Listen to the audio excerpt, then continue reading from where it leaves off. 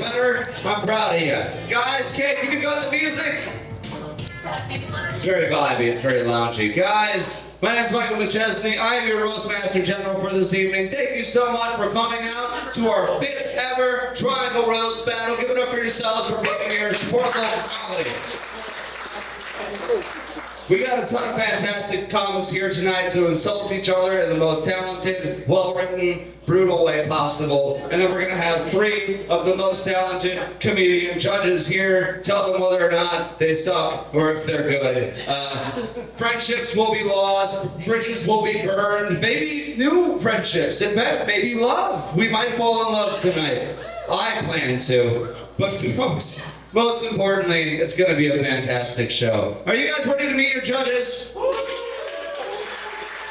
Fantastic. Well, please welcome to the stage your first judge. They were originally going to be Joelle Fuster, but tonight Joelle Fuster was tapped last minute to go and work the Raleigh Improv. Give it up for Joelle Fuster.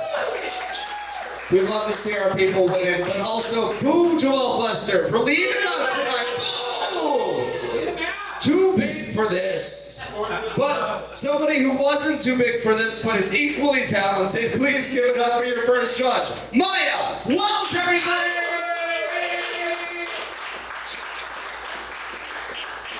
Maya, if you would please grab your weapon of choice right there. You got anything you want to say to these nice people? I am so excited to listen to these roasts tonight. It's going to be a lot of fun, and we're going to lose some friends. It's going to be fun.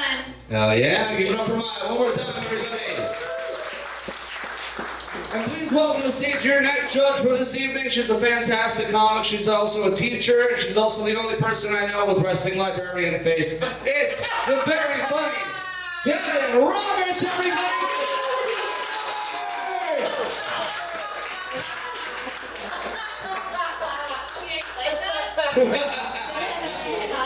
Hi. Devin, got anything you want to say to the business people? What's a roast? We are too far into this story. Okay, one more time for Devin Roberts, everybody. And folks, please welcome to the stage your final judge for this evening, as well as your opening act for the roast tonight. She is absolutely fantastic. You can catch her on shows all over North Carolina. She's one of my favorite comedians out here. Please give a warm welcome to the very funny, the very talented Brandy Roberts, everybody! Give it up for Brandy Roberts! Hey, what's going on? What the fuck? Friday night. Hell yeah. Thank y'all for coming out. How y'all doing? Did the work kick your ass or what? You can be honest. Y'all look depressed. He looked sad as fuck. You look like you don't even need to be here. You look like a child struggling in school, actually. Did you pass your ELGs? I didn't know you are the future. I didn't know. Don't fucking shrug your shoulders. What the hell? You're the one. What do you want to be when you grow up? She's like, what is growing up? I feel the same because what is retirement? Retirement is leaving us. You know what I mean? Like it's dwindling in real time. Okay. I don't want to be depressed. I mean, America is what it is. I mean, shit. We are here. Fuck it. Let's talk about some hateful shit. I was on my way to work the other day, and I was driving, and it was a 2-lane going my way, and it was 2 lanes coming back. On the other side, I saw that it was geese stopping the flow of traffic on the other side. And I'm like, at this point in life, I feel like geese should be taken off the endangered species list. We should be able to hit them now because they have already repopulated enough. We should be able to depopulate their ass now. You know what I'm saying? Because they're annoying as hell. They don't have any meaning in life. They're wasting their privilege. You know?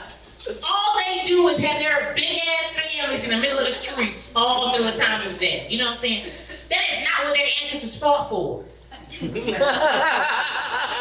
nigga from Affleck, he been working forever. He always had a job.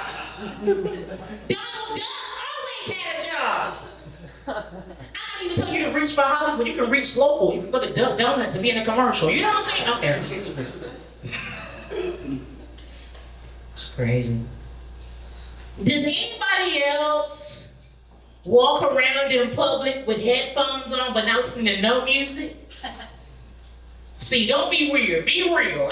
You was honest. I see you. Yes, hell yeah. I do that shit all the time. Not even for like. It's not even for like I don't want to talk to you. It's more, I want to see if you're talking about me. I want to hear what you're talking about. Yeah. I walked by somebody the other day in the store and they were like, "Oh my God, she's handsome," and I couldn't even. I just wanted to smile. I couldn't say thank you because it would be weird that I heard you. You know. But it was like he was genuinely surprised to see a handsome woman. Like it was crazy. I don't use handsome lightly. I work in HVAC, so I am a lesbian. Absolutely. I see you looking at me, and I am. It's crazy because working in the trade is interesting being a woman. It's a male-dominated field, right? So I already knew people weren't going to expect to see a woman in this field. So I work in installations, right? I work in installations. We go to the house, we put in the new system or whatever. So we come in usually groups of 2 or 3, right? And usually, when we go to the house, the head mechanic introduces everybody, says, "Hey, this is who we are, we're working on your system, blah, blah." So we're in Sanford, North Carolina this day, and I come up to the house with my face covering because we deal with a lot of insulation, right? So I want to protect myself against the fiberglass. So I greet this lady, she says hi. I can tell that she's shocked by her eye twinkle, but she knows that I'm a woman, but she doesn't expect me to be a woman, right? We finished the job. So the mechanic's in the house talking, I'm on the back of the truck, I'm sitting, right? The mechanic comes out, I said, "Hey, everything good?" He says, "Yeah." He said, "The lady asked about you." I said, "She asked about me?" He said, "Yeah." And this is when I knew that lesbians were becoming a myth. He said, "She asked about you." She said, "I'm sorry, but is that a lady working with y'all?" And he said, "Yes, ma'am, it is." And when he said yes, she said, "I told my husband when he didn't believe me." And that was the first time I ever felt like a Pokemon in my life, I swear to God. Oh my gosh. Being gay is hard, man. I wish somebody would have told me there were so many rules to being gay, you know? There's a lot of rules to being gay. As a masculine lesbian, I empathize with men now, you know what I'm saying? Because I understand y'all plight. You gotta be emotionally available and have to check at dinner. Like, what the hell? Like, you know what I'm saying? Like, that is stressful. She want me to pump the gas. I'm like, "Girl, you at least you can do. I'm tired. I don't want the money on the pump. You at least pump the gas. Give me 5 minutes to myself." It's crazy. Being a lesbian is hard, man. Now, I feel like everybody in here is not gay, and that's okay. It's after June. It's okay. I understand. You can't claim gay on your taxes. I get it. You know what I'm saying? It works. Now, what I will say though is I empathize with y'all. I know we're making it hard for y'all to keep up with our bullshit. You know what I'm saying? The LGBTQIA plus thing is too much. The letters. He's like, "Yeah. It used to be a cute acronym in the back of the day. It was 4 letters: LGBT, lesbian, gay, bi, trans, right? Then we had an LGBTQIA plus. Shut up, a strong ass password suggestion. You know what I mean? Like, what are we doing?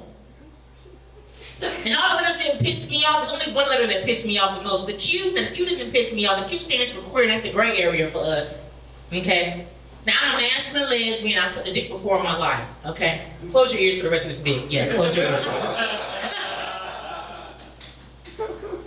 I just realized choking this ain't my thing. Whatever. I'm not shaming you. I just realized I don't do as gay as I do today every day. I have a plan B. I know my coochie is refurbished. You know what I'm saying? It's been so long without it. It's a new pussy now. Okay, anyways.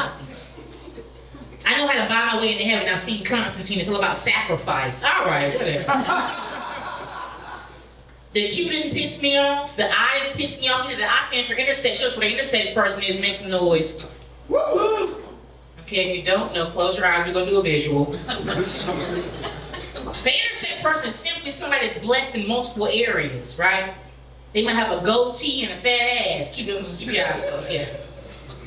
Now, if this is a predominantly white room, I want you to think of Mrs. Doubtfire. All right? And for the black ones, think of Uncle Clifford or Medea. All right? All right.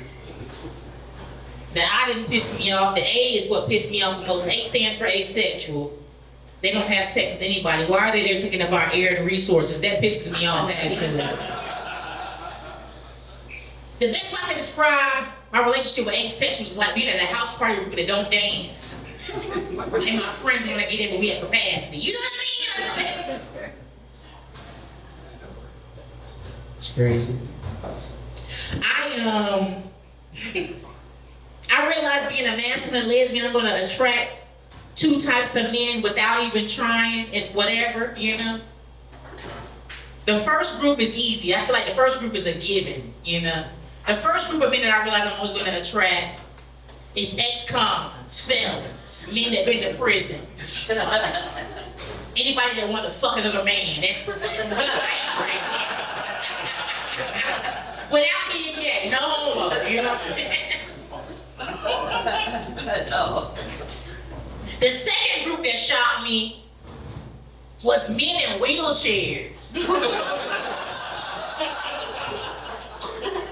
They actually piss me off because their approach is all wrong. They roll up on me, they scuff up my shoes first of all. They scuff up my shoes, rolling up on me and shit. They never know how to put a brake on. They always ask me some dumbass shit. Like, look at the economy. I need money. Leave with the money.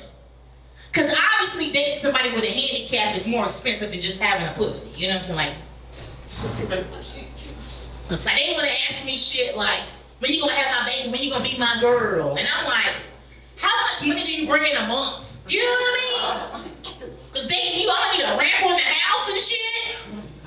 I need one of them vans that elevate and drop your ass off on the curb. Okay. Who is paying for that? Not me, the government need to pay for that. Okay.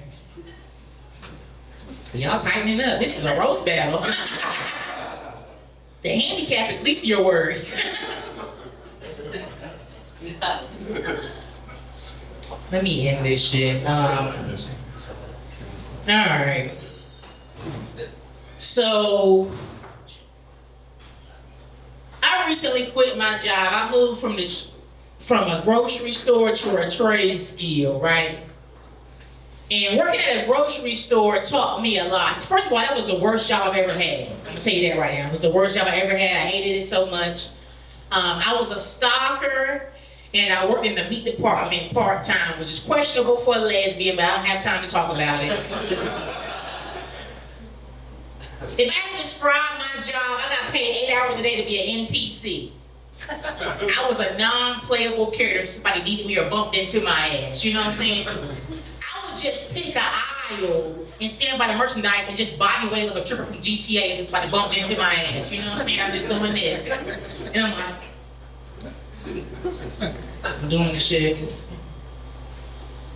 And 3 things I learned about people working in a grocery store is, 1, we overconsume as a people, right? We overconsume. 2, we can't read. People ask me dumb questions all the time. Like, ask me something that's interesting. Ask me something that I don't know. You're gonna ask me where the juice is, but it's on aisle 7. It's on the sign. The third thing, people don't know their proximity and space to other things and people, right? Especially middle-aged white women. They don't know. When they come in the grocery store, my Achilles start screaming immediately. You know, any bitch behind a shopping cart cannot drive. I'm just... So one day I'm stopping in the dairy aisle, right? Let me wrap this shit up. I'm stopping in the dairy aisle. I look up. I see this white lady, right? I can tell her she wants me to move out of her way. It's the first day of my period. I'm like, nah, bitch, fuck that. We just gonna collide. So she's walking down the aisle. She's getting all the groceries. She's knocking other stuff down. I'm like, hold on, bitch. Her name, her pronouns are she and bitch. I should have said that earlier. She comes by me, right? She does not say excuse me. She passes by me this close. She kissed my eyelash, I swear to God. She turns around and asks me, can you tell me what aisle the crackers are on? And I was like, bitch, this one. It's about 2 or 3 y'all sitting around. It's a goddamn cheese right now. That's my time. Thanks so much. Let's start this shit.